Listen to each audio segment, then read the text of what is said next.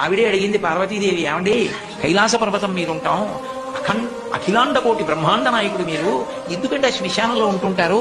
కొంతమంది పని కట్టుకుని అదే పనిగా శివుడు శ్మశానవాసి అని అక్కర్లేని ప్రచారాలు అన్ని మొదలెడుతున్నారు కదా, ఎందుకంటే ఆ శ్మశానంలో ఉంటారని అడిగింది.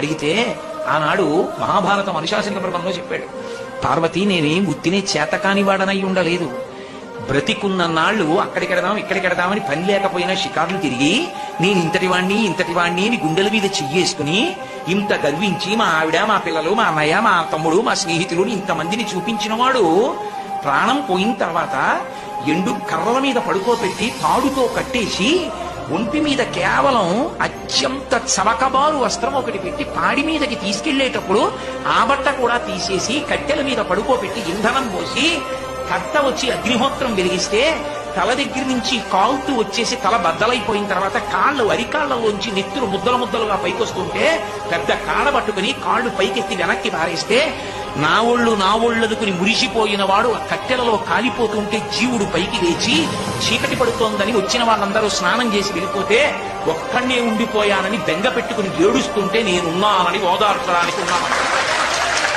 నేను లేకపోతే చచ్చిన వాడు చస్తాడు పార్వతి అందుకున్నానన్నాడు. అది ఆయన ఔదార్యం.